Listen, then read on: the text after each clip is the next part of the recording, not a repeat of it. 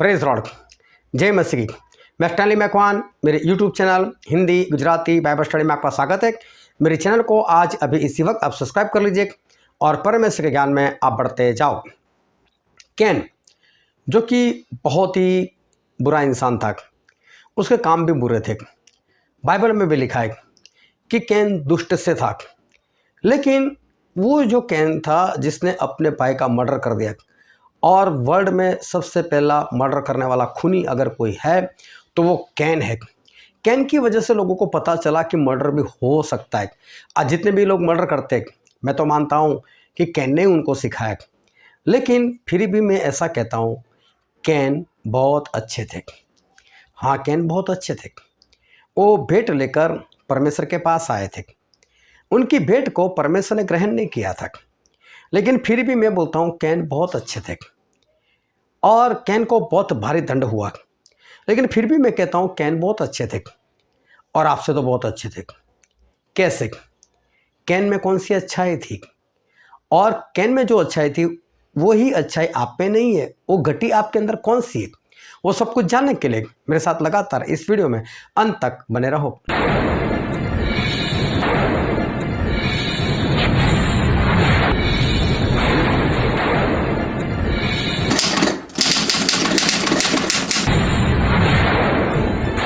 Hallelujah.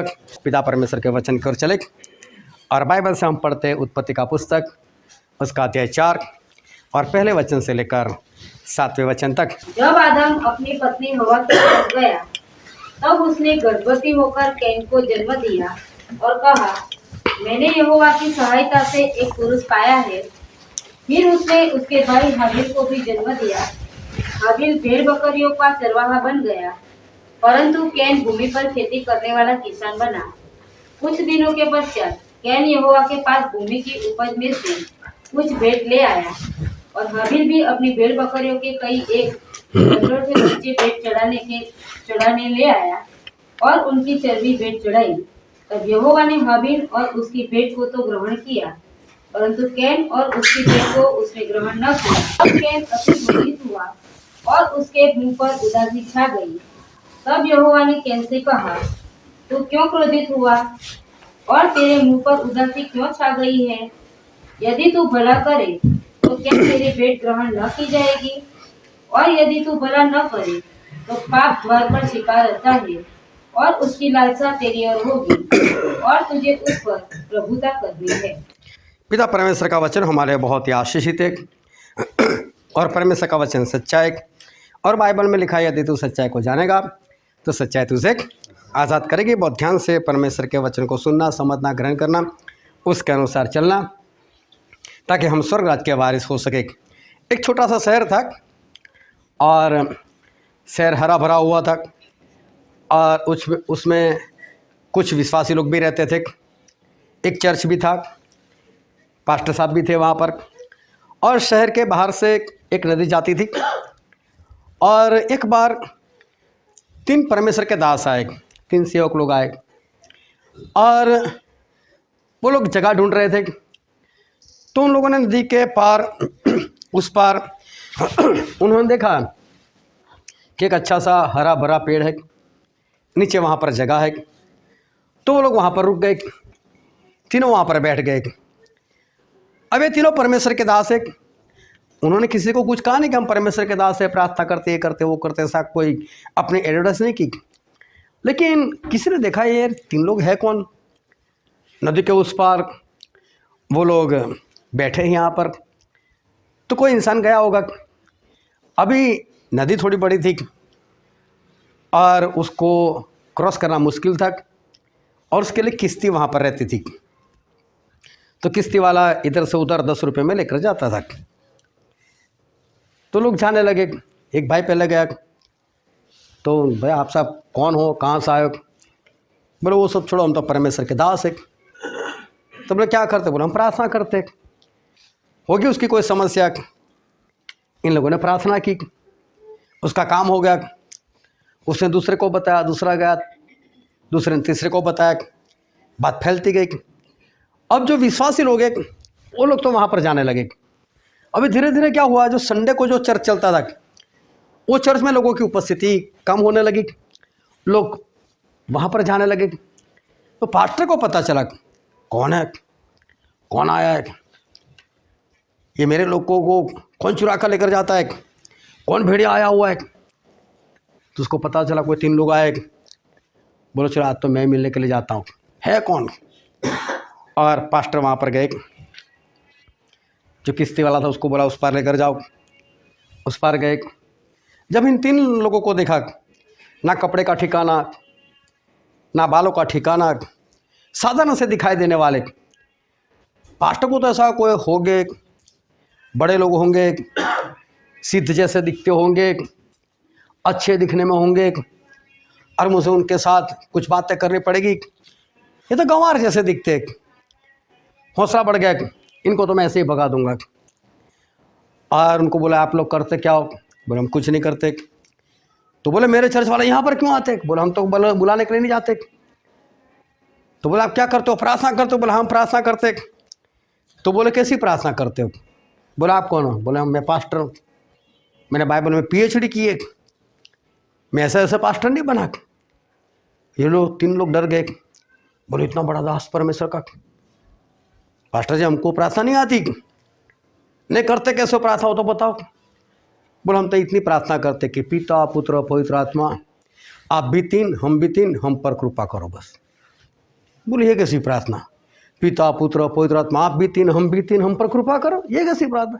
ये कोई प्रार्थना है, इसको प्रार्थना बोलते, ऐसी प्रार्थना करते हो।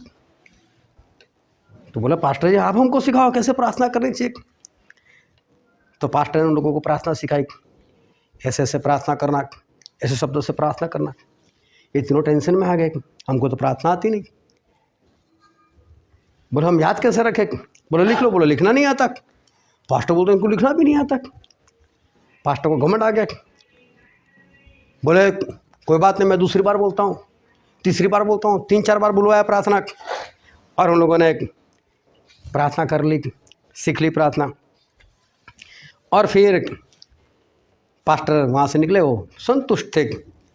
मुझे तो ऐसा था बड़े बड़े लोग होंगे, कैसे मेरे लोगों को छुड़ाऊंगा, लेकिन ये तो सीधे सिंपल है, साधारण से लोग हैं, ये लोग मेरा क्या उखाड़ लेंगे। किश्ती वाले को बुलाया, किश्ती में बैठे और किश्ती उस नदी को क्रॉस कर रही। ये 3 भूल गए प्रार्थना की, वो भाग कर आए और नदी के पानी पर वो लोग दौड़ने लगे। वो पास्टर जी पास्टर जी, पास्टर देख रहे इधर। बोले 3 लोग पानी के ऊपर दौड़ते हुए आ रहे। अरे बोलो प्रार्थना भूल गए, प्रार्थना सिखाओ।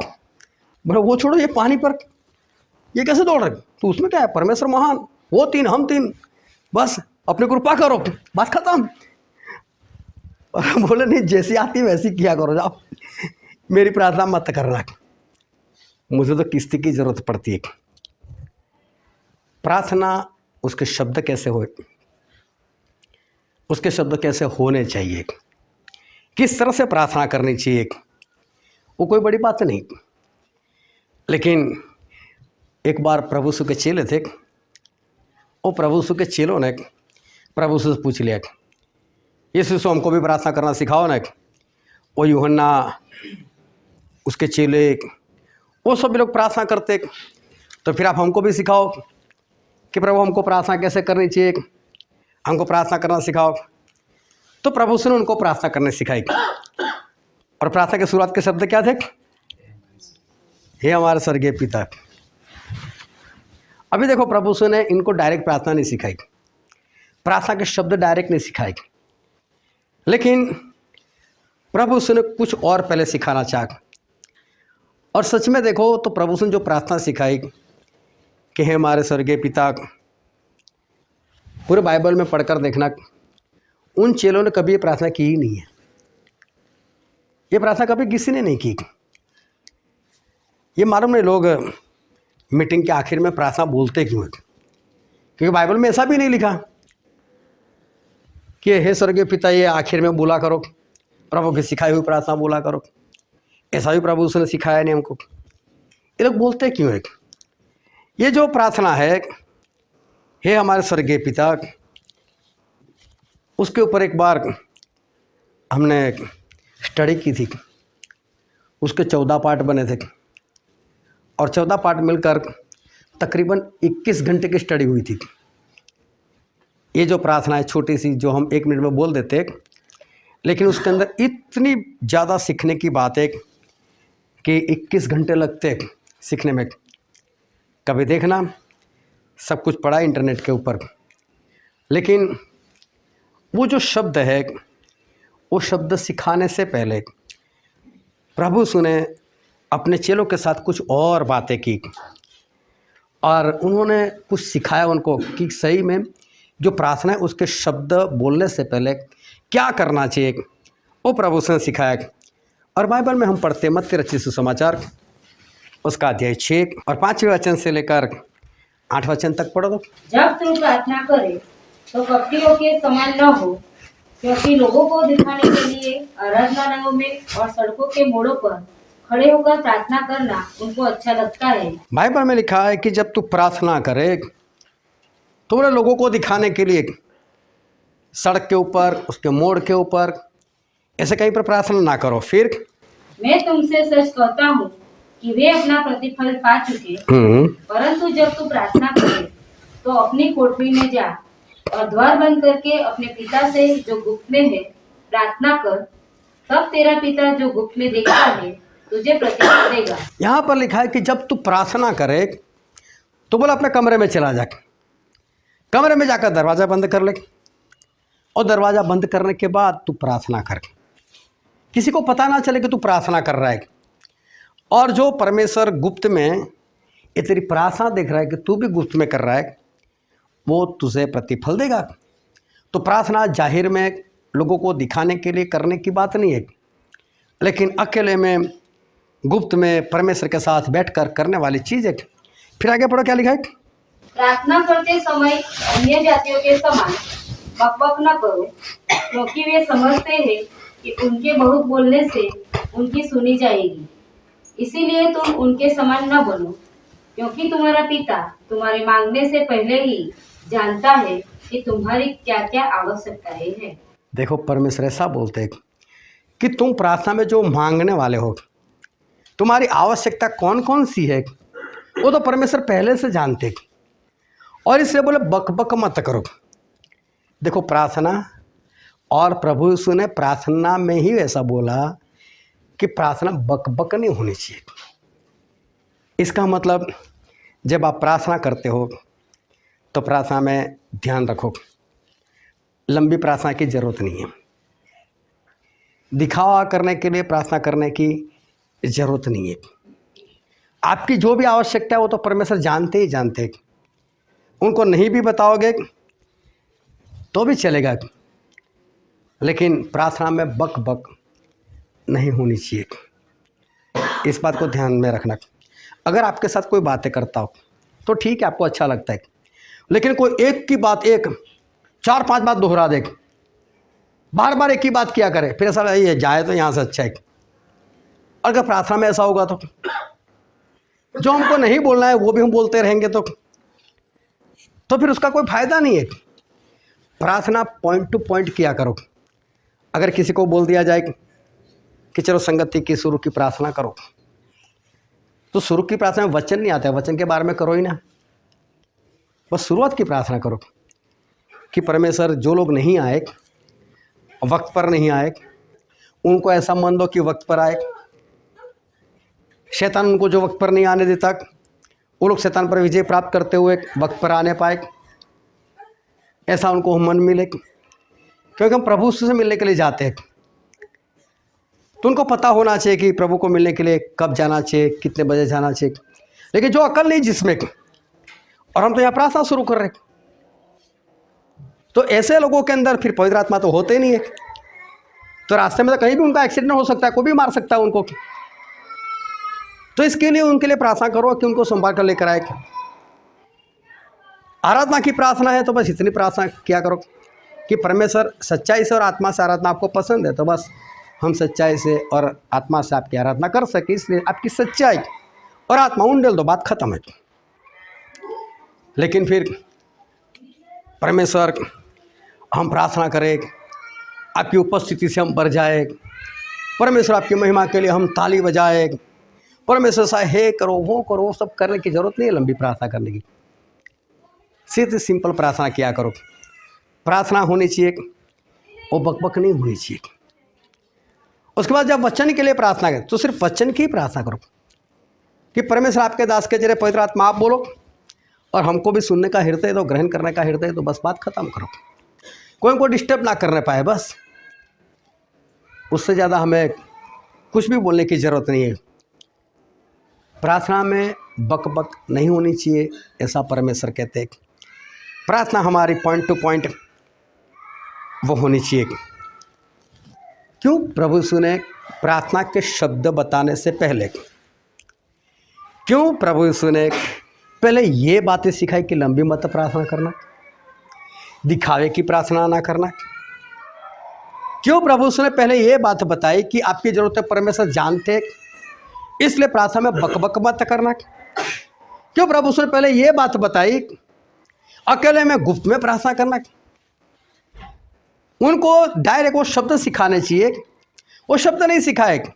लेकिन ये सारी बातें प्रभु यीशु ने क्यों बताई?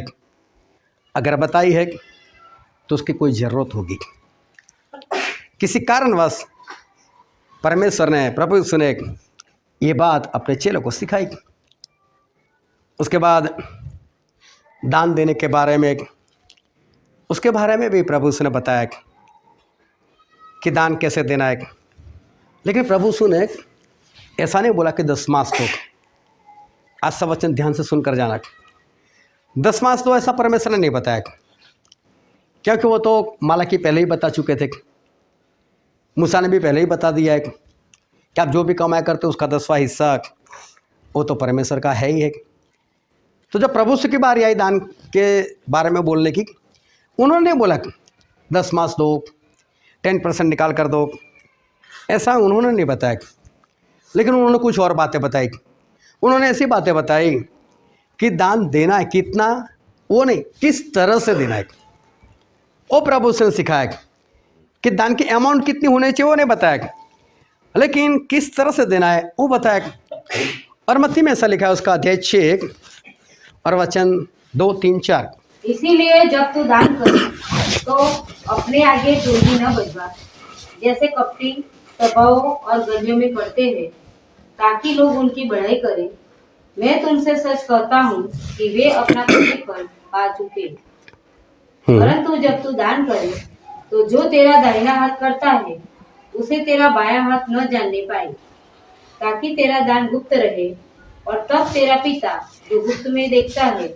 यहाँ पर वचन में ऐसा लिखा है, कितना देना है उसकी बात नहीं की, अमाउंट कितनी होनी चाहिए वो बात नहीं की, लेकिन प्रभु उसने पहले तो वो बताना चाहा कि कैसे देना है। तो परमेश्वर बोले अपने आगे तू ही मत बजा। मतलब दान तू जब देता है तो किसी को भी पता नहीं चलना चाहिए, और किसी को नहीं पता चला तो तू बाहर जाकर मत बता मैंने इतना दान दिया, मैं इतना दान देता हूँ, ये करता हूँ, वो करता हूँ। वो परमेश्वर ने मना कर दिया कि ऐसा मत करना। परमेश्वर ने यहाँ तक बताया कि अगर तेरा दाहिना हाथ दान देता है तो बाएं हाथ को पता नहीं चलना चाहिए। जब मैंने पहली बार ये वचन पढ़ा था तो मुझे ऐसा लगा कि हाथ को क्या पता चलता है, इसमें हाथ वाली बात कौन सी। लेकिन सही में परमेश्वर कहना क्या चाहते हैं कि पति और पत्नी वो दोनों मिलकर एक शरीर है। पति दाहिना हाथ है, पत्नी बायां हाथ है। इसका मतलब अगर पति दान करता है तो पत्नी को नहीं पता चलना चाहिए, और पत्नी दान देती है तो पति को भी नहीं पता चलना चाहिए। इतना गुप्त।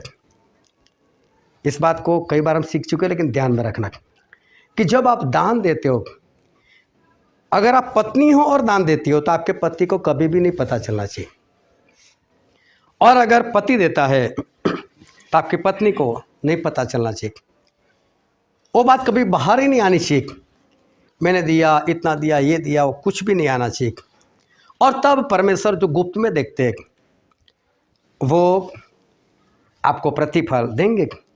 लेकिन जो तुर ही बजाते हैं तो परमेश्वर बोलते हैं उनको तो प्रतिफल मिल ही चुका है। लेकिन देखो परमेश्वर ने ये बात क्यों बताई, परमेश्वर ने ये क्यों सिखाना चाहा कि गुप्त में दो तुर ही मत बजाओ, दाहिना हाथ देता है तो बाएं को ना पता चलना चाहिए। ऐसा प्रभु उसने क्यों बोला? ये बात पहले क्यों सिखाई? इसकी कुछ तो ज़रूरत है, तभी परमेश्वर ने इस बात को पहले बताया। फिर प्रभु उसने उपवास के बारे में बताया कि उपवास करना है। अभी देखो, उपवास करने की देखो तो बाइबल में कहीं पर आज्ञा नहीं है उपवास करना पड़ेगा, ऐसे कहीं पर आज्ञा नहीं है। लेकिन जब आप बोलते हो कि एक दिन का उपवास, तो एक दिन का मतलब होता है 24 घंटे। अगर आप एक दिन का उपवास रखते हो तो 24 घंटे का उपवास होना चाहिए। अगर आज आपने जितने भी बजे खाया उतने ही बजे कल वापस खाओ। मतलब आज रात 8 बजे खाए तो कल रात 8 बजे खा लेना, ना 7 बजे खाना, ना 6 बजे खाना। आज 8 बजे तो कल भी 8 बजे, तब आपके 24 घंटे पूरे होते। तो प्रभु उसने ये नहीं बताया कि आपका उपवास 24 घंटे का होना चाहिए, क्योंकि एक दिन का मतलब तो वही होता है 24 घंटे। लेकिन प्रभु उसने ये बात नहीं बताई। प्रभु उसने ये भी नहीं बताया खाना नहीं है, पीना नहीं है, भूखे रहना है, उसको उपवास कहते हैं। ये बात भी प्रभु उसने कुछ नहीं बोली। वो तो सब पुराने नियम में लिखा हुआ है कि उपवास कैसे होता है, क्या खाना चाहिए, क्या नहीं खाना चाहिए। वो सारी बातें तो परमेश्वर ने पहले से ही अपने दास के जरिए वो बता दिए। लेकिन प्रभु उसने वो बात बताई कि उपवास करने से पहले क्या करना चाहिए। उपवास में तो भूखा रहना ही, लेकिन भूखा रहने की बात नहीं, उपवास क्यों करना है और कैसे करना है, वो बात प्रभु उसने बताई। और हम पढ़ते हैं मत्ती रचित सुसमाचार उसका अध्याय 6 और 16 से लेकर 18 पढ़ो तो। जब तुम उपवास करो तो कपटियों के समान तुम्हारे मुंह पर उदासी न छाई रहे, क्योंकि वे अपना मुंह बनाए रहते हैं ताकि लोग उन्हें उपवासी जाने। मैं तुमसे सच कहता हूँ कि वे अपना प्रतिफल पा चुके। परंतु जब तू उपवास करे तो अपने सिर पर तेल मल और मुंह धो, ताकि लोग नहीं परंतु तेरा पिता जो गुप्त में है तुझे उपवासी जाने। इस दशा में तेरा पिता जो गुप्त में देखता है तुझे प्रतिफल देगा। देखो, उपवास के बारे में प्रभु उसने क्या बताया? बोले अपना चेहरा ऐसा मत बना कि जैसे लोग समझ जाए कि आज इसने उपवास रखा है। कई लोग क्या करते, ऐसा मुंह बना कर फिरते। ज़्यादा नहीं, अभी फरवरी आने दो, 40 दिन के उपवास शुरू होंगे, लोग करेंगे। उस वक्त देखना ऐसे घूमेंगे और बोले आज तेरा उपवास है, आया 40 दिन के चलते हैं ना। लेकिन जैसे आपको पता चलेगा फिर रौनक आ जाएगी, हाँ पता चल गया इसको, मैं उपवास कर रहा हूँ। बस उसको दूसरों को दिखाने के लिए करना है उपवास। परमेश्वर बोलते हैं ऐसे उपवास मत करो किसी को दिखाने के लिए। अपना मुंह मत बनाओ, किसी को पता क्या चले कि आज मेरा उपवास है। गुप्त में करो। प्रभु उसने इसके बारे में बताया कि उपवास गुप्त में करो। उपवास के बारे में किसी को कुछ मत बताओ कि मैं उपवास कर रहा हूँ, आज मेरा उपवास है। ऐसा कुछ भी परमेश्वर बोलते हैं कि मत बताओ। लेकिन प्रभु उसने और बातें नहीं बताई, कितना घंटा भूखे रहना है, कितना प्यासा रहना है। लेकिन प्रभु उसने ये बात क्यों बताई, गुप्त में करने की बात क्यों बताई? कुछ तो ज़रूरत होगी कि जिसके कारण प्रभु उसने ये बात हमको सिखाई।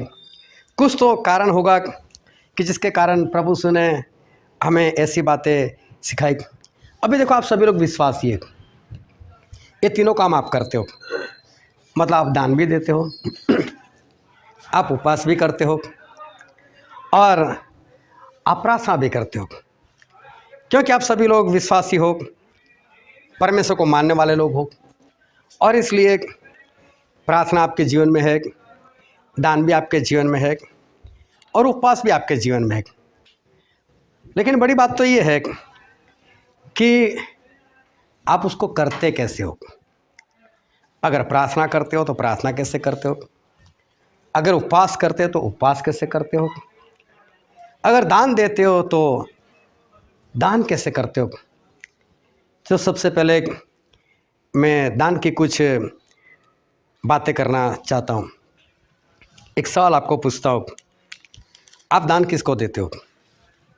किसी इंसान को या परमेश्वर को? किसको देते हो दान? थोड़ा जोरों से बोलो, साथ में बोलो। दान किसको देते हो?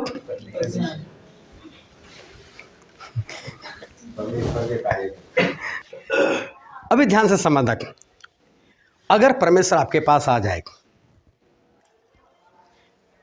तो क्या आप उनको दान दे सकते हो? क्यों? क्योंकि जो दिया है वो उनका ही है। हाँ, जो दिया उनका ही है। और कोई? अगर परमेश्वर आपके पास आ जाए तो क्या आप उनको, परमेश्वर को, लो परमेश्वर मेरी ओर से दान रखो, क्या आप दे सकते हो इस तरह से परमेश्वर को? कारण बताओ। परमेश्वर को आवश्यकता नहीं है। हालेलुया। किसी का बहुत बढ़िया घर हो, अच्छा घर हो, बंगले के समान घर हो, एक तो 4 व्हीलर उसके पास पड़े, उसको जाकर बोलो लो भाई साहब ये 1000 रुपये मेरी ओर से आपको दान, वो क्या करेगा? थप्पड़ मारकर भगाएगा कि नहीं? मुझे दान देता है, मैं दान लेने जैसा हूँ।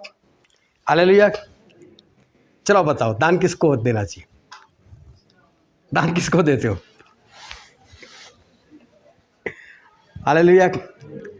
एक गड़बड़ी हमारी यहीं पर हो रही है कि परमेश्वर को दान देना ही नहीं चाहिए। परमेश्वर को दान चाहिए ही नहीं। वो तो राजाओं के राजा है, वो तो प्रभुओं के प्रभु है, जो सारी धरती का मालिक, क्या उसको हम दान दे? लो परमेश्वर दान रखो। दान किसको दिया जाता है मालूम? कोई गरीब हो, जिसको पहनने के लिए कपड़े पूरे ना हो, खाने को पूरा ना मिलता हो, उसको दान दो तो बात ठीक है। लेकिन क्या परमेश्वर को दान देना चाहिए? नहीं। कोई भी इंसान कभी किसी राजा को दान नहीं दे सकता। राजा को दान देने की जरूरत भी नहीं है। और हमारे परमेश्वर तो राजाओं के राजा है। अभी एक बार एक रानी थी, शेबा की रानी, वो मिलने गई थी सुलेमान राजा को। क्या लेकर गई थी? दान लेकर गई थी। राजा को क्या देना चाहिए? भेंट चाहिए, गिफ्ट चाहिए। उनको भेंट चढ़ाओ। जो राजाओं के राजा है उनको क्या दो? भेंट दो। उनको भेंट देना है, दान नहीं देना है उनको देना है भेंट। और शेबा की रानी वो तो भेंट लेकर गई थी और उसने जाकर सुलेमान राजा को वो भेंट दी। अगर ये शेबा की रानी वो दान लेकर जाती और सुलेमान को बोल, सुलेमान मैं कुछ दान देने के लिए आई हूँ, तो सुलेमान भगाते उसको, चल निकल यहाँ से, मेरे पास इतना सोना पड़ा है कि आपके वहाँ इतने पत्थर भी नहीं होंगे, इतना सोना मेरे पास पड़ा है, तुम उसे दान देना चाहती है? तो सबसे पहले याद रखो कि परमेश्वर को दान चाहिए नहीं, परमेश्वर दान लेते नहीं, वो दान लेने के लिए योग्य है भी नहीं, और हम भी इतने योग्य नहीं कि हम परमेश्वर को दान दे सके। 3 ज्योतिष मतलब कि मागी लोग, जो सितारे चांद उसके ऊपर से उनके पास ऐसा ज्ञान होता है कि वो समझ जाते हैं कि दुनिया में कहाँ पर कैसी घटना होगी। उनको पता चल गया कि यहूदियों का राजा पैदा होने वाला है। वो लोग निकल गए और प्रभु से मिले। कितना दान दिया था उन्होंने? कुछ भी नहीं। उन्होंने भेंट चढ़ाई। तो परमेश्वर जो राजाओं के राजा है, सबसे पहले उसको दान देने की जरूरत नहीं। हमारे जो परमेश्वर है उनको क्या चाहिए? भेंट चाहिए। हमारे परमेश्वर को जब भी आप मिलो तो भेंट देनी। अभी समझ लो कि आप किसी को भेंट देते हो, शादी में, बर्थडे में, तो आपके घर में जो बच्चा कुचा होता है उठा कर दे देते हो कि जो इसको अच्छे से पैक कर दे दूँ। भेंट कैसी होती है? आप स्पेशल बाज़ार में जाते हो, पहले तो उसका लेवल देखते हो सामने वाले का, शादी है तो उसका लेवल देखते हो, उसके साथ आपका रिश्ता कितना अच्छा है वो देखते हो कि इसको कितना देना चाहिए। फिर पुरानी बातें भी याद कर लेते हो, उसने मेरे घर में कितना दिया था। हालेलुया। फिर सोचकर हम उसको भेंट देते, लेकिन फिर भी बच्चा कुचा तो उसको भी नहीं देते। अच्छी चीज़ देते, बाजार में जाकर देते, खरीद कर लेते। अरे वो छोड़ो, ऊपर जो गिफ्ट पेपर होता है ना, वो तो रखने वाला भी नहीं है। फिर भी आप उसको उसमें भी कलर दिखाओ तो भाई गिफ्ट पेपर के भी कलर, उसमें आपको जो पसंद आए फिर उससे आप पैक करते हो और तब उसको आप भेंट देते हो। तो इसका मतलब ये है कि भेंट अच्छी होती है और भेंट बेस्ट होती है। और राजा से जब मिलते हैं तब हमें उनको भेंट देनी है, हमें उनको कोई दान नहीं देना है। अभी मैं बात करता हूँ दशमास की। दशमास जो है ना वो दान नहीं है। दशमास जो है वो तो परमेश्वर आपके पार्टनर है। आप जॉब करते हो उसमें, आप कारोबार करते हो उसमें 10% के पार्टनर वो परमेश्वर है। तो 10% उनका बनता ही बनता है, वो दान नहीं है। वो आप ऐसे नहीं देते हो हाँ प्रभु चलो आप भी रखो, नहीं। हमारे परमेश्वर आपको ऑक्सीजन देते हैं, आपको ज्ञान देते हैं, आपको समझ देते हैं, आपको चंगा रखते हैं, हर रोज सूरज देते हैं, हर रोज चांद देते हैं, सुबह देते हैं, शाम देते हैं, वक्त देते हैं। मैं बोलूँ ये सारी चीज़ों का परमेश्वर का रेट रख ले तो देखो सूरज की रोशनी मिलेगी, लेकिन सुबह से लेकर शाम तक चाहिए तो समझ लो 1000 रुपया लगेगा, ज़्यादा नहीं 1000 रुपये लगा लो। अगर परमेश्वर 1000 रुपया रेट रख ले तो महीने के 30,000 तो आपको वही देने पड़ेंगे। चलो रात जो विश्राम के लिए दी, रात में लोग क्या करो लाइट बंद करो ना, नींद नहीं आती, तो अंधेरा छा जाता है। रात में अंधेरा चाहिए, लेकिन परमेश्वर आपके घर के ऊपर ही सूरज उगा दे दो, ले जा सो जा। फिर तो रात में परमेश्वर आपको विश्राम करने के लिए अंधेरा देते। अगर उसका 1000 रुपया मांग ले तो हर रोज के 2000 हो गए, महीने के कितने हो गए 60,000। चलो अभी ऑक्सीजन की बात करते। अगर ऑक्सीजन का पैसा परमेश्वर लगा ले तो हर रोज 2000 लगेंगे भाई, तो 2 और 2 4000 हो गए। 4000 अगर एक दिन के मान लो, इसमें आप ऐसा दो परमेश्वर आज संडे आज छुट्टी आज कुछ मत देना, चलेगा? उस दिन भी तो चाहिए। तो हर रोज के 4000 तो एक महीने के कितने हो गए 1,20,000। देखो परमेश्वर सब कुछ आपको मुफ्त में दे दे, चल बेटा मैं देता हूँ, तू कर कमाए कर, चल तू कमा, लेकिन बदले में मैं तेरा पार्टनर हूँ, 10% पार्टनर, वो मुझे दे देना। वो मेरा है, मांगने तो फिर भी नहीं आते हो और ना कभी वो आएंगे। लेकिन परमेश्वर ऐसा कहते हैं कि 10% मेरा है, मैं ये सब कुछ देता हूँ, उसके बदले में ज़्यादा नहीं। उन्होंने रेट बहुत कम रखा है और आज तक वो रेट कम का कम ही है, 10 का 15 कभी नहीं किया उन्होंने। चाहे आपकी कमाई कितनी भी बढ़ती जाए, लेकिन परमेश्वर ऐसा नहीं बोलता अभी ज़्यादा कमाई करता है तो 12% दे 15% दे, ऐसा परमेश्वर नहीं बोलते। 10% बरसों से चलता है वही एक। तो देखो परमेश्वर को भेंट चाहिए, दशमास तो उनका है ही है, भेंट अलग से है और दशमास भी अलग चीज़ है। ये दोनों जो है वो परमेश्वर को देना है। और इसके बाद आप कभी भी किसी को बोल नहीं सकते मैंने परमेश्वर को इतना दिया। आप कभी भी परमेश्वर को बोल नहीं सकते, आप किसी को भी नहीं बोल सकते कि मैं इतना देता हूँ। अगर बोला तो आप गए काम से, आपको उसका कोई फ़ायदा कभी भी नहीं होने वाला है। आप जो करते हो वो सबसे पहले तो प्रभु से ने ये बात इसलिए बताई कि आप जो देते हो देते रहे हो आप, क्योंकि आप सब मसीह को मानते हो, दान भी देते हो, आप प्रार्थना भी करते हो, उपवास भी करते हो, लेकिन मेन चीज़ वहाँ पर ये है कि वो कबूल हुआ। आपने जो पैसा दिया क्या वो कबूल हुआ? परमेश्वर कबूल किया कि हाँ बेटा तूने अच्छे से मेरे पास पहुँचा दिया, मुझे बहुत अच्छा लगा, तेरी भेंट मुझे बहुत अच्छी लगी, मेरा 10% जो निकलता था वो तूने मुझे दे दिया, बहुत अच्छी बात है। और तूने किसी गरीब को ले जाकर तूने उसको खाना खिलाया, कपड़े, तूने उसको दान भी दिया। क्या ये सारी बातें आप करने के बाद भी क्या आपको ये पता चला कि ये सब कुछ कबूल हुआ है या नहीं हुआ है? तो कबूल हो जाए इसलिए प्रभु से पहले वो बात सिखाई कैसे करना है। हालेलुया। इसलिए प्रभु ने अमाउंट नहीं बताई इतना दो इतना दो, प्रभु ने ये बताया कैसे देना है ताकि वो कबूल हो जाए। क्योंकि आप कितना भी दो लेकिन कबूल ना हो तो क्या फ़ायदा। वैसे ही प्रार्थना में भी है, प्रार्थना चाहे आप कितनी भी करो, दिन में 10 बार करो, 50 बार करो, कितनी भी लंबी करो, लेकिन प्रार्थना कबूल होती है कि नहीं? लेकिन आपकी प्रार्थना कबूल हो जाए, इसलिए प्रभु उसने पहले से बता दिया कि प्रार्थना कैसे करनी है। अकेले में करनी है, गुप्त में करनी है, लंबी लंबी प्रार्थना नहीं करनी है, स्वीट एंड सॉल्ट प्रार्थना करनी है, पॉइंट टू पॉइंट प्रार्थना करनी है। क्योंकि आप जो भी प्रार्थना में मांगते हो तो सब कुछ परमेश्वर को मालूम है, और इसलिए प्रार्थना कैसी होनी चाहिए वो परमेश्वर बता रहे, उसके शब्द नहीं बता रहे, लेकिन परमेश्वर आपको ये बता रहे कि प्रार्थना इस तरह से किया करो ताकि आपकी प्रार्थना कबूल हो जाए।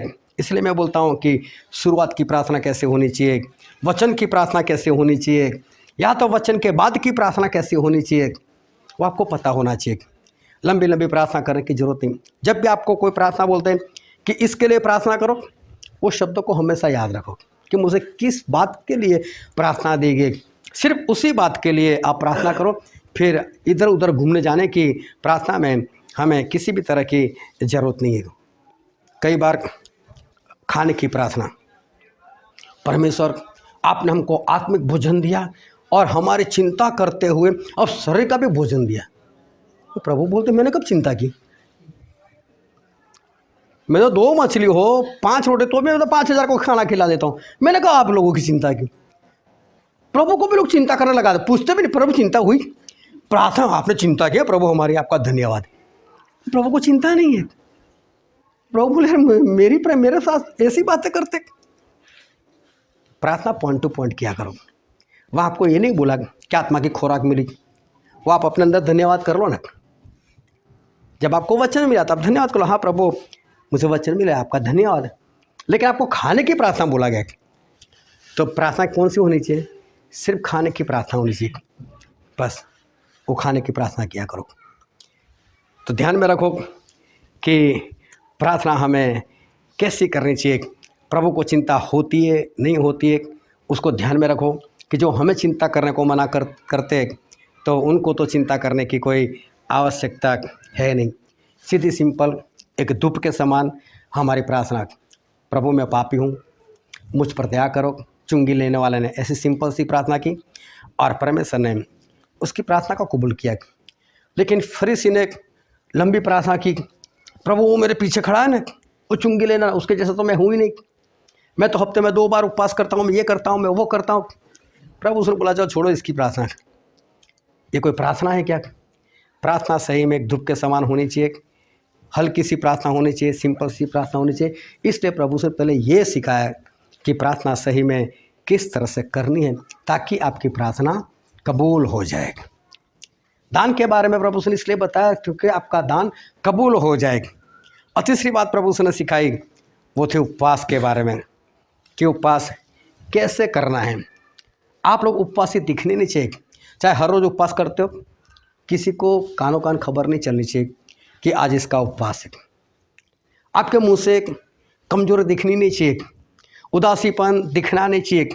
ऐसा उपवास कि परमेश्वर चाहते कि आप जब भूखे तो रहते ही हो तो फिर कबूल भी तो हो जाओ।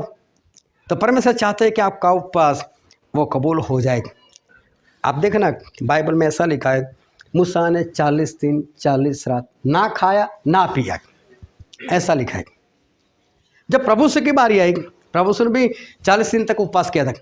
प्रभु से के बारे में सिर्फ इतना लिखा है 40 दिन नहीं खाया, पिया या नहीं पिया नहीं लिखा था। लेकिन मूसा के बारे में क्यों लिखा ना खाया ना पिया? मैं दोनों काम नहीं किया।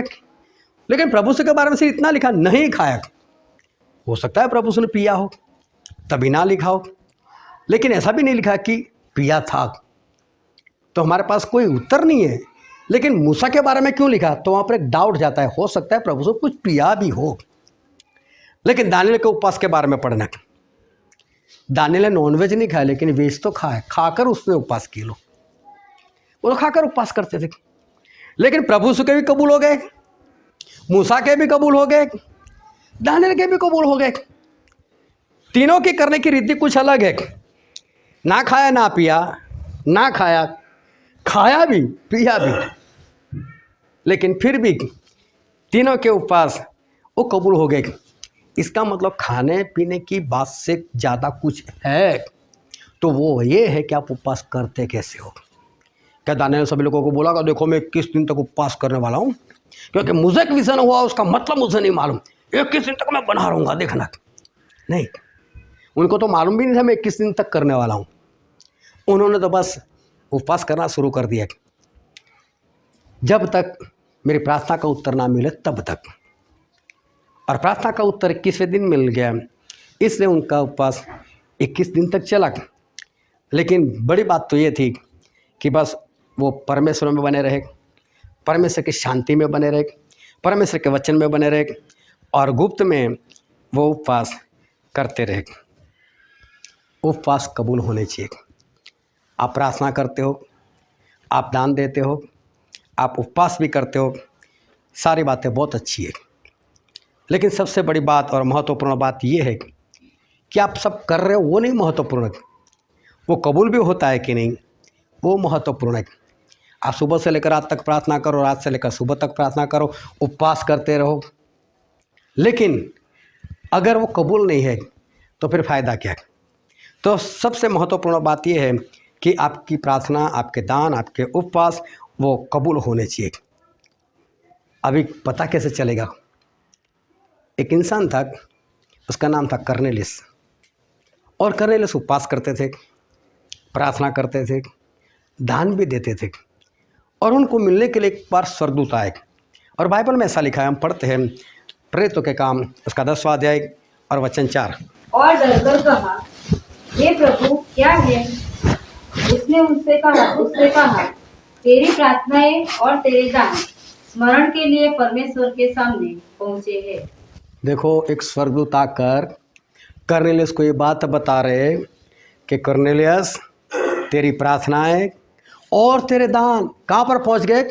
परमेश्वर के पास पहुंच गए। इसका मतलब इसके कबूल हो गए, इसके दान, इसकी प्रार्थनाएं वो कबूल हो गई। और बड़ी बात तो ये थी कि उसको पता भी चला कि मेरी प्रार्थना और मेरे दान और तो कबूल भी हो गए। लेकिन कबूल होने का कारण क्या था? क्यों कर्नेलियस की प्रार्थना और दान कबूल हुए? और पढ़ो तो उसका दूसरा वचन। वह भक्त था और अपने सारे घराने समेत परमेश्वर से डरता था और यहूदी लोगों को बहुत दान देता और बराबर परमेश्वर से प्रार्थना करता था। यहाँ पर लिखा है वो परमेश्वर से डरता था। वो उसका सारा घराना परमेश्वर का भय मानते थे।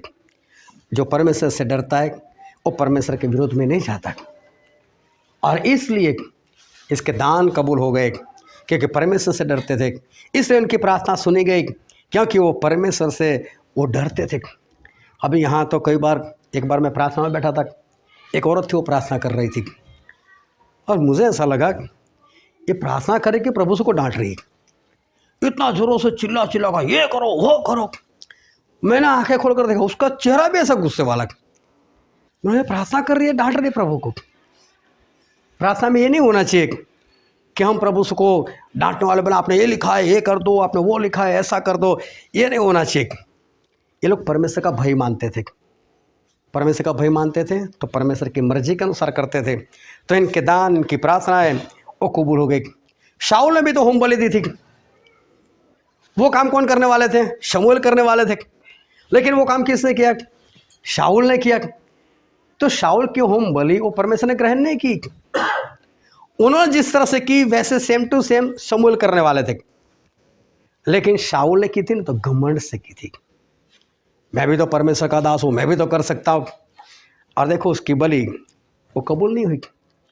उज्जिया नाम का राजा था, बहुत बलवान हुआ, सामर्थ्य हुआ, परमेश्वर के रास्ते पर बहुत अच्छे से चले।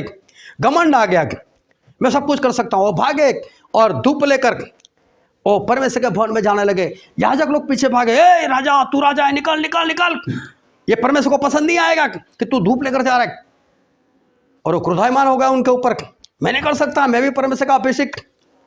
जैसे अंदर गया वो कोढ़ी हो गया, उसको कोढ़ लग गया। उसका धूप, उसकी प्रार्थना वो परमेश्वर ने कबूल नहीं की।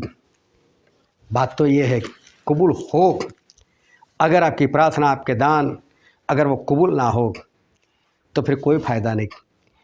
बड़ी बात तो ये है कि आपके दान, आपकी प्रार्थना और आपके उपवास वो कबूल होने चाहिए।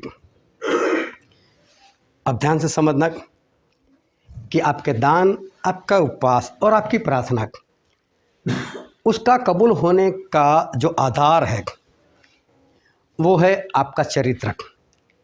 आपका चरित्र कैसा है, आपके काम कैसे। अगर आपके काम अच्छे तो आपकी प्रार्थना कबूल, आपके दान भी कबूल, आपके उपवास भी कबूल। ये कबूल करना वो आपके काम के ऊपर निर्भर करता है। जो आज वचन हमने पढ़ा था उत्पत्ति का पुस्तक, उसका 4वां अध्याय, और हमने पढ़ा था 1 से 7 वचन। वहाँ पर कैन और हाबिल ये दोनों परमेश्वर के आगे अर्पण लेकर आते, बलि लेकर आते। हाबिल भी बलि चढ़ाते और कैन भी बलि चढ़ाते हैं। लेकिन हुआ ऐसा कि परमेश्वर ने हाबिल के बलि को ग्रहण किया, लेकिन कैन की बलि को ग्रहण नहीं किया। उसमें सबसे पहला कारण तो ये था कि कैन को जो बलि देनी थी वो बलि नहीं दी। मतलब वो जो दे सकता था, जैसी बलि देनी चाहिए, समझ लो कि आपके पास जितना पैसा पड़ा, जितना सोना पड़ा, जितनी चांदी पड़े, आपके पास जो भी है उसके हिसाब से जो देना चाहिए, उससे कुछ कम दिया उसने। क्या परमेश्वर को जरूरत थी? परमेश्वर को जरूरत नहीं है, ना आपकी भेंट की, ना आपके दान की, किसी की भी जरूरत नहीं है परमेश्वर को। लेकिन फिर भी परमेश्वर ने उसको कबूल नहीं किया, क्योंकि वो जो दे सकता था उससे कुछ कम उसने दिया। और इब्रानी में ऐसा लिखा है, इब्रानी उसका 11वां अध्याय और वचन 4। विश्वासहीन से हाबिल ने कैन से उत्तम बलिदान परमेश्वर के लिए चढ़ाया और उसी के द्वारा उसके धर्मी होने की गवाही भी दी गई, क्योंकि परमेश्वर ने उसकी बेटों के विषय में गवाही दी और उसी के द्वारा वह मरने पर भी अब तक बातें करता है। बाइबल में लिखा है कि हाबिल ने अच्छी बलि दी। इसका मतलब ये हुआ कि कैन ने अच्छी बलि नहीं दी थी। वो जो दे सकते थे वो उन्होंने नहीं दिया। अभी समझो कि परमेश्वर को देना है, भेंट देनी है, और वो नहीं दे पा रहा, जितना देना चाहिए उतना नहीं दे पा रहा है। इसका मतलब क्या होना चाहिए? उसके अंदर लालच होनी चाहिए, उसके अंदर लोभ होना चाहिए। तो इसका मतलब कैन लालची था, जिसके कारण जो देना चाहिए वो नहीं दे पाए। एक बार एक पास्टर साहब मीटिंग करने के लिए कहीं पर गए थे। अब मीटिंग शुरू होने में कुछ आधा घंटा बाकी था, और वहाँ पर एक विश्वासी भाई भी पास्टर के पास आकर बैठ गया। बोले, देखो ना पास्टर जी, लोग कैसे कैसे लोग हैं। आज मैं बाज़ार में गया था, मैंने कुछ ख़रीदा, और देखो ये 50 की नोट कैसी है, फटी हुई, ऐसी मुझे दे दी। अभी मैं चलाने के लिए जाता हूँ, चलती नहीं। पास्टर बोला, आज चलेगी, आज चल जाएगी तेरी नोट। और जब पास्टर साहब घर पर पहुँचे, जो दान मिला था उसमें गिनती कर रहे बैठे, वो 50 की नोट उसी में थी। उस दिन चल गई। इंसान के अंदर लालच होती है। अगर लालच से देख, कुछ कम देख, तो फिर परमेश्वर को तो सब कुछ पता होता है। समझ लो आपकी तनख्वाह है 29,320, 29,320, उसका दशमांश कितना बनता है? हाँ, 2,932। 2 रुपये भी ऊपर से देगा वो लोग। और मेरे पास दे दें 8 रुपये ज़्यादा दे दें, 40 कर दे। परमेश्वर कोई दे रहा है, बेटी दे रहा है, दशमांश दे रहा है, नहीं एग्जैक्ट 1 पैसा ज़्यादा नहीं जाना चाहिए। सोचो इंसान किस तरह से परमेश्वर को देता है। दे तो रहे हो, लेकिन अगर कबूल ना हो तो फिर फ़ायदा क्या? इसका मतलब कहीं ना कहीं इंसान के अंदर लालच पड़ी। आप बड़े बड़े मॉल में जाते हो, खरीदी करते हो, और 2-5 रुपये अगर वो ज़्यादा भी ले जाए ना, आप बिंदास से उसको दे देते हो। लेकिन वही 2-5 रुपये अगर परमेश्वर के नाम से चले जाए तो वहाँ पर हिचकिचाहट होता, नहीं ये नहीं जाने चाहिए, ये तो एग्जैक्ट जाना चाहिए। लेकिन प्रभु उसने क्या बोला?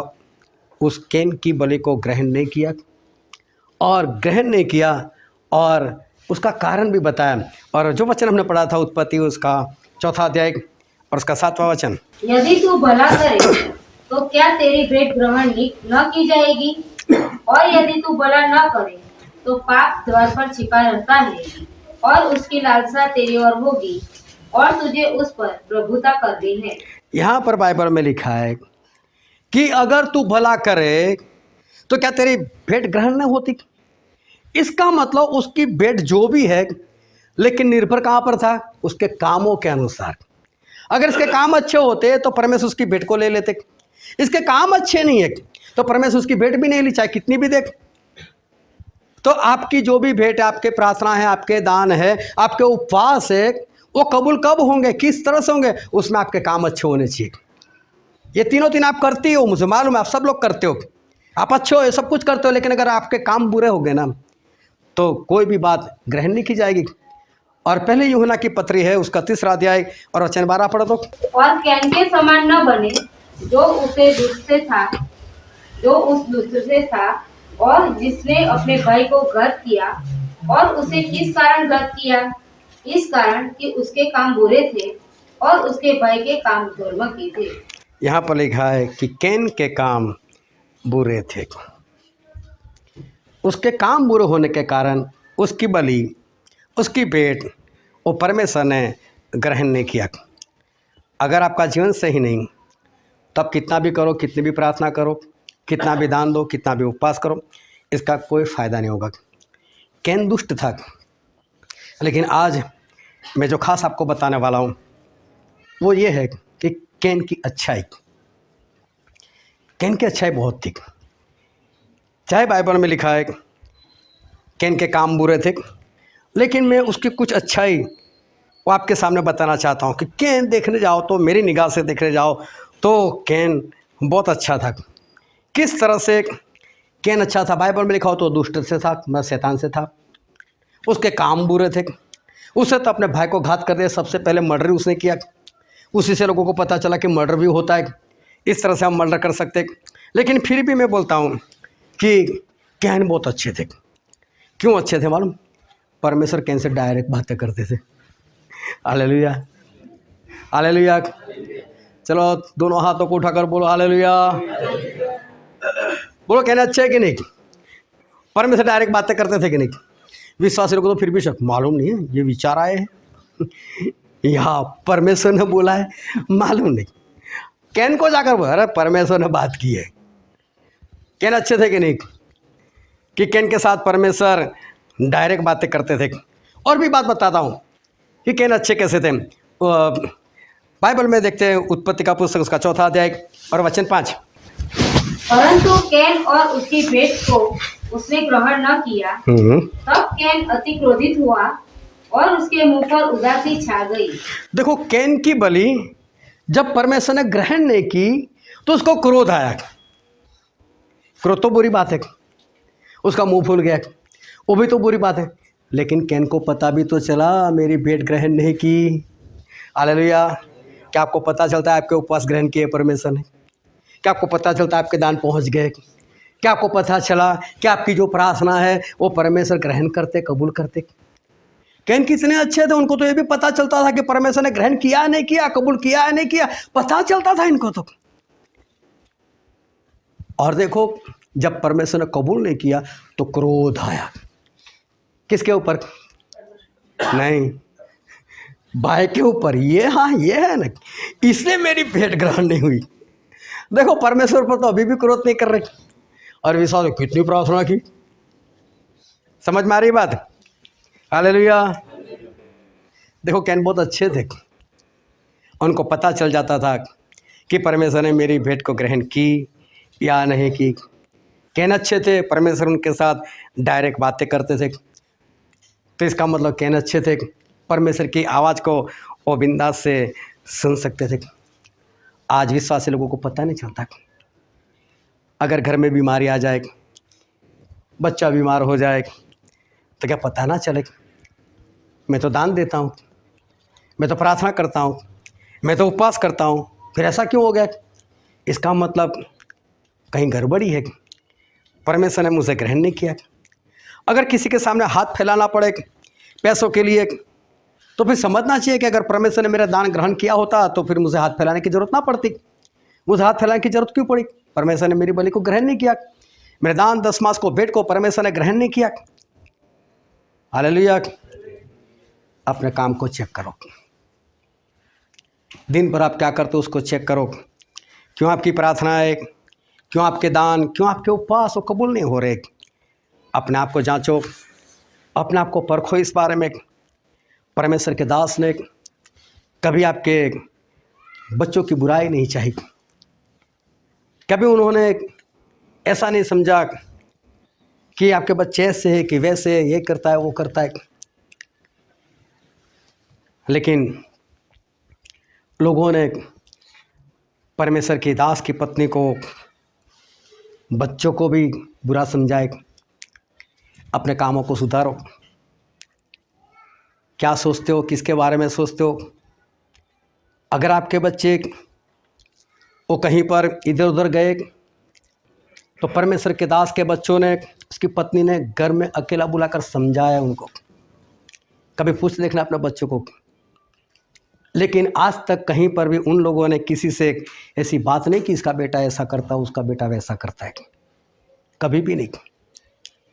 लेकिन ऐसा देखने को भी आया है, उसके बेटे के साथ मत घूमना, उसके बेटे के साथ मत बैठना। क्या स्टैनो कोई गुंडा मवाली है? क्या कोई शराब वगैरह पीता है कि उसके साथ नहीं बैठना है?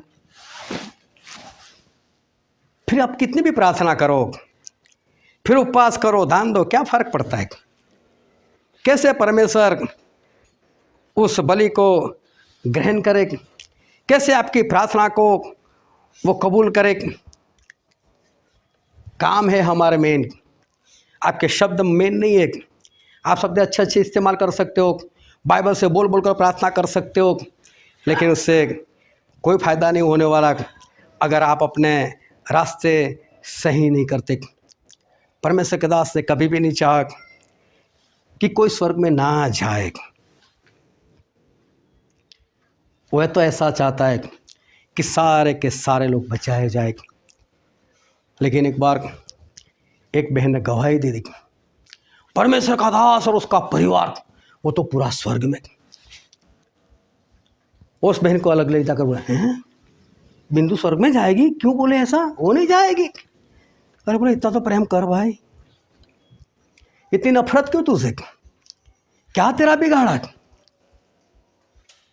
अगर ऐसे काम है, क्या काम क्या आपकी प्रार्थना, क्या काम क्या आपके उपवास,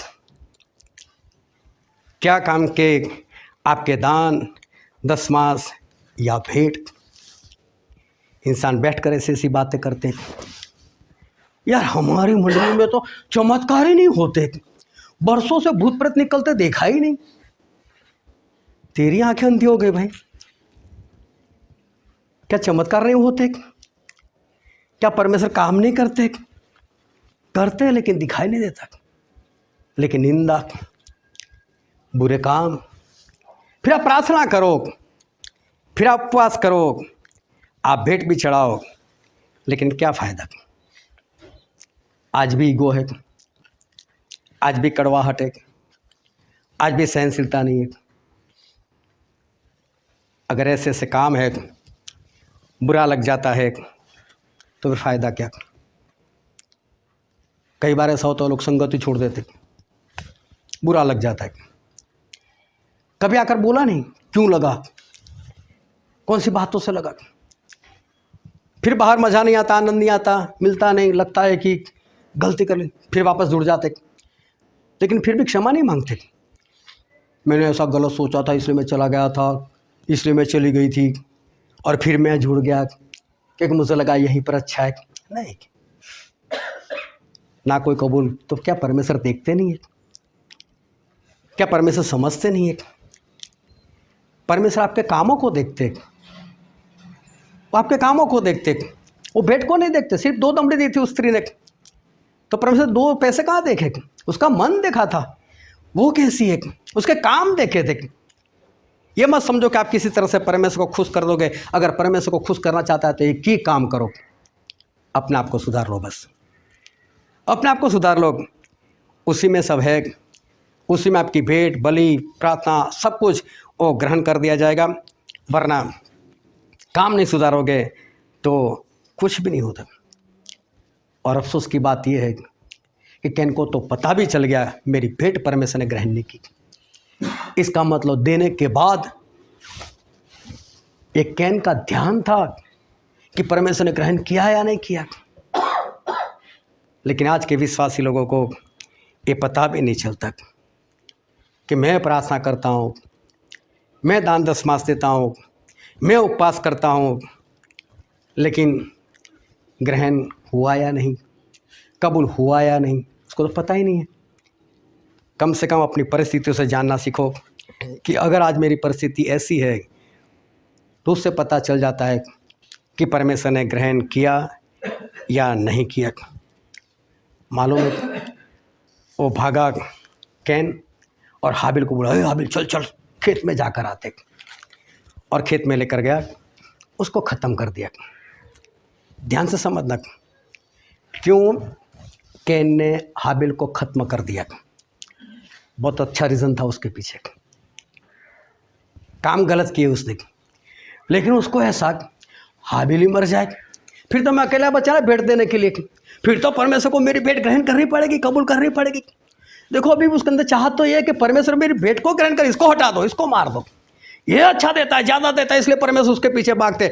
लेकिन यही नहीं रहेगा तो अभी वो चाहता तो यही है कि परमेश्वर मेरी भेंट को ग्रहण करे, लेकिन उनको पता चलता था कि परमेश्वर ने ग्रहण की या नहीं की।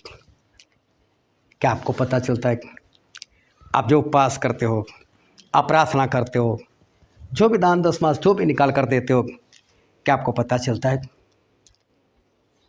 ये मत समझना कि आपके दान दशमास के परमेश्वर भूखे प्यासे है या तो उसके बिना परमेश्वर लाचार है, वो भी मत समझो।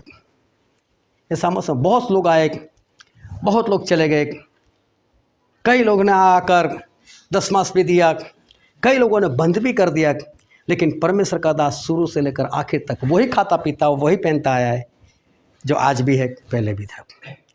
किसी के देने से नहीं देने से उसको कोई फर्क नहीं पड़ता है, क्योंकि परमेश्वर कौवों को बेच देते हैं, ले लिया खा दो। ये मत समझना कि आपके किसी पैसे से परमेश्वर का गुजारा हो जाएगा या आपके दान दशमास के परमेश्वर लाचार है, मत सोचो। आप करते हो तो कबूल हो, ऐसा करो, अच्छा दो और काम भी अच्छा करो, अच्छे से प्रार्थना करो, परमेश्वर के पास पहुंचे ऐसी प्रार्थना करो, और काम भी ऐसे रखो ताकि परमेश्वर आपकी प्रार्थना सुनकर आपको उत्तर दे। वरना करते रहे लेकिन फ़ायदा क्या? पढ़ते रहे लेकिन पास ही ना हो तो फ़ायदा क्या? और इसलिए मैं कहता हूँ कि हमेशा ऐसा जीवन जियो कि परमेश्वर आपके जीवन को देखकर आपकी भेंट, आपकी प्रार्थना, आपके उपवास को वो कबूल करे। लेकिन कैन के काम बुरे थे, आखिर में परमेश्वर ने उसको एक सज़ा दे दी। और देखो उसको सज़ा क्या मिली, जो वचन हमने पढ़ा था उत्पत्ति उसका 4 अध्याय उसका 12 वचन पढ़ो तो, चाहे तू भूमि पर खेती करे तो भी उसकी पूरी उपज भी तुझे न मिलेगी, और तू पृथ्वी पर भटकने वाला और भगोड़ा होगा। तो पृथ्वी पर भटकने वाला और भगोड़ा होगा। मतलब तू घूमता ही रहेगा, कहीं पर तू चैन से पैर टिका कर किसी एक जगह पर नहीं रह पाएगा, तू भटकता रहेगा। कैन ने क्या बोला मालूम? प्रभु मेरी सज़ा ज़्यादा है, कुछ तो कम करो। लेकिन परमेश्वर ने जो सज़ा दी थी वही सज़ा रखी। अभी ध्यान से समझना ये सज़ा क्या कहना चाहती। तो भटकता रहेगा पूरी पृथ्वी के ऊपर, तो भगोड़ा रहेगा, मतलब भागता ही रहेगा, तो उसे पैर टिकाने की कहीं पर जगह नहीं मिलेगी। मालूम है सही में परमेश्वर ने क्या बोला था? भविष्य में जो आग की झील बनने वाली ना, उसके बारे में बोला था। ये आग की झील हमने कई बार देखा है कि जो नया यरूशलेम में कमरे के समान है, उसके बाहर वाला सारा हिस्सा वो आग की झील है। और परमेश्वर ने बोला है कि इसको बाहर के अंधेरे में डाल दो, मतलब सड़क के बाहर डाल दो, और बाहर जो अंधेरा है वहाँ पर कोई जगह है ही नहीं, बस जगह ही है। उसको इंग्लिश में लिखा है बॉटमलेस पिट, मतलब कि जिसका तलिया नहीं है, ऐसी जगह। अभी सोचो ऐसी जगह पर किसी को आग में छोड़ दिया जाए, क्या उसको पैर टिकाने की जगह मिलेगी? वो तो भटकता रहेगा, वो भी आग में, वो भी अंधेरे में, और कीड़ा उसका पीछा नहीं छोड़ेगा, उसके पीछे ही भागता रहेगा। बहुत भारी दंड हुआ। परमेश्वर को बलि दी लेकिन परमेश्वर ने ग्रहण नहीं की, उसका दंड बहुत भारी है। अगर ये आपकी प्रार्थना, अगर आपका दशमास, आपके दान और आपके उपवास अगर परमेश्वर ने कबूल नहीं किए ना, तो उसकी यही सजा है। और इसलिए मैं बोलता हूँ बस परमेश्वर को सिर्फ चाहिए आपका चरित्र, अपने आप को सुधार लो, बस अपने आप को सुधार लो। हम सभी मिलकर एक है, बस हम सभी स्वर्ग में जाना चाहते, कोई नरक में जाना नहीं चाहता। वहाँ पर अगर साथ में रहें तो यहाँ पर साथ रहना सीखो, एक दूसरे को प्रेम करने वाले बनो, एक दूसरे को सहन करने वाले बनो, एक दूसरे का बोझ उठाने वाले बनो, परमेश्वर को पहला स्थान देने वाले बनो। बस अपने कामों को सुधार लो, बाकी सब कुछ अपने आप हो जाएगा। आपकी प्रार्थना कबूल हो जाएगा, आपके दान दशमास कबूल हो जाएंगे, आपके उपवास भी कबूल हो जाएंगे। लेकिन वो सब कुछ करते रहोगे लेकिन अपने आप को नहीं सुधारोगे तो कोई फायदा नहीं। बस महत्वपूर्ण बात यह है, भलाई आपकी इसी में है कि आप अपने आप को सुधार लो। हालेलुया। आओ सभी अपने आंखों को बंद करें, अपने मस्तकों को प्रभु से आगे झुकाए, और ये वक्त है कि हम अपने आप को जांचें, ये वक्त है कि हम अपने आप को परखें। मैं एक मसीह होने के नाते मैं दान भी देता हूँ, मैं दशमास भी देता हूँ, मैं प्रार्थना भी करता हूँ, मैं उपवास भी करता हूँ। लेकिन अपने आप को जांचो, अपने आप को परखो, क्या वो सब कबूल हुए? क्या परमेश्वर ने उसको कबूल किया? क्या आपको पता चला कि आपकी भेंट, आपके दान, आपके दशमास वो कबूल हुए या नहीं? क्या इनको तो पता चल गया कि मेरी भेंट परमेश्वर ने ग्रहण नहीं की? क्या आपको पता चला? अपने आप को जांचो, अपने आप को परखो। अगर आपको किसी के पास हाथ फैलाने की जरूरत पड़ती है, इसका मतलब ये है कि आपके दान दशमास कबूल नहीं हुए। जांचो अपने आप को परखो, कहाँ पर गलती हो रही है, कहाँ पर गुनाह हो रहा है, कहाँ पर ऐसी बातें हो रही है कि जहाँ पर आप परमेश्वर को पीछे कर रहे हो।